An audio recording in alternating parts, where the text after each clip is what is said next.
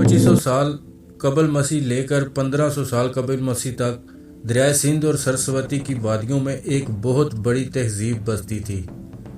اس کو سندھ طاس تہذیب کہا جاتا ہے۔ اپنے زمانے میں یہ دنیا میں سب سے وسیع رقبے پر پھیلی ہوئی تہذیب تھی۔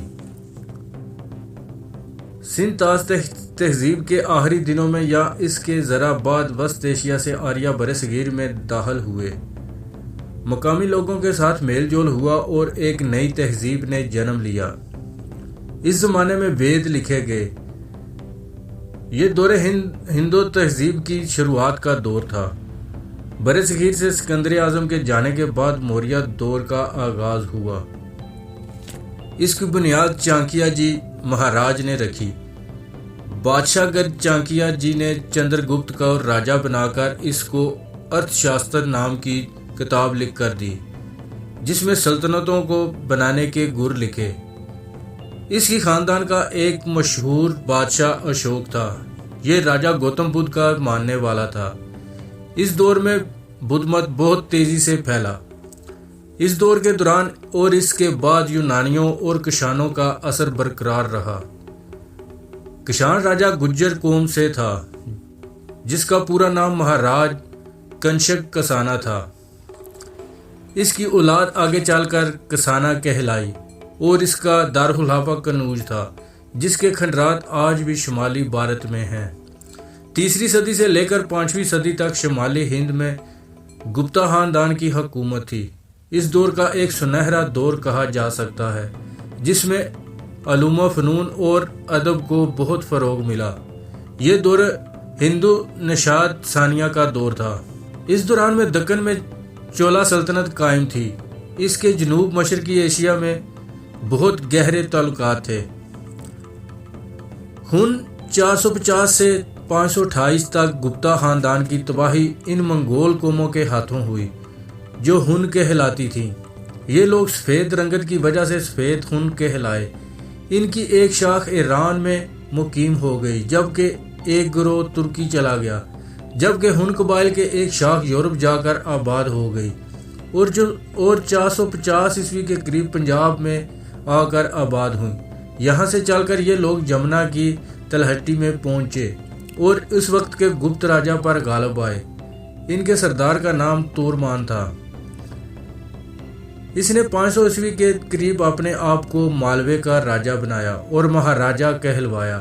اس کے بعد اس کا بیٹا مہر گل گدی پر بیٹھا۔ یہ بڑا بے رحم تھا اور ظالم حکمران تھا۔ اس نے لاتعداد آدمی قتل کرائے۔ ان کے ظلم و ستم اور حد تک بڑھ گئے کہ ہندوستان کے راجاؤں نے مہر گل کے خلاف اتحاد کر لیا۔ آخرکار مگدھ کا راجہ بالادتیہ وسط ہند کے ایک راجہ یسودھرمن کی مدد سے بڑی بھاری فوج لے کر اس کے مقابلے پر آیا اور 528 عیسوی میں ملتان کے قریب کہروڑ کے مقام پر شکست دے کر اس کو اور اس کی فوج کو ہند سے نکال دیا۔ مہر گل کشمیر چلا گیا، وہاں کے راجہ نے اسے پناہ دی۔ ہند میں 100 برس کے قریب رہے۔ روایات کے مطابق ہند قبائل نے خود کو چرواہوں اور کاشتکاروں میں بدل دیا۔ یہ لوگ زیادہ تر گائے کی افزائش نسل کرتے تھے، اس لیے انہیں گاؤچر کا خطاب ملا، جو کثرت استعمال سے گجر بن گیا۔ انہوں نے ہندوستان میں گجرات، گوجرا اور گوجرانوالا کے شہر آباد کیے۔ موجودہ پاکستان اور بھارت کی سیاست میں ان کا اہم مقام ہے۔ 213ویں صدی میں شمالی ہند میں دلی سلطنت قائم ہوئی۔ اس کا آغاز خاندان غلامہ نے رکھا۔ اس کے بعد شمالی ہند کا تاج خلجی، تغلق، سید اور پھر لودھی خاندانوں کے پاس گیا۔ اس دوران جنوبی ہند میں بہمنی اور وجے نگر سلطنتیں قائم تھیں۔ سن 1526 میں شہنشاہ بابر نے دلی پر قبضہ کر کے برصغیر میں مغل سرکار کی بنیاد رکھی۔ اس کے بعد تاج ہمایوں، اکبر، جہانگیر شاہ، شاہ جہان اور اورنگزیب کے پاس گیا۔ یہ 200 سال پر برصغیر کا ایک سنہرا دور تھا۔ اس دور میں علم و ادب اور فن نے بہت ترقی کی۔ اس دوران جنوبی ہند میں ایک ایک کر کے مغلوں نے کئی علاقوں پر قبضہ کر لیا۔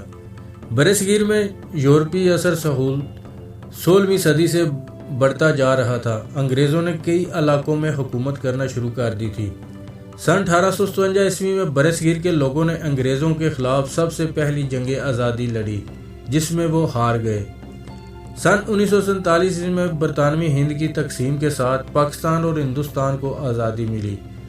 1971 عیسوی میں بنگلہ دیش پاکستان سے علیحدہ ہو گیا۔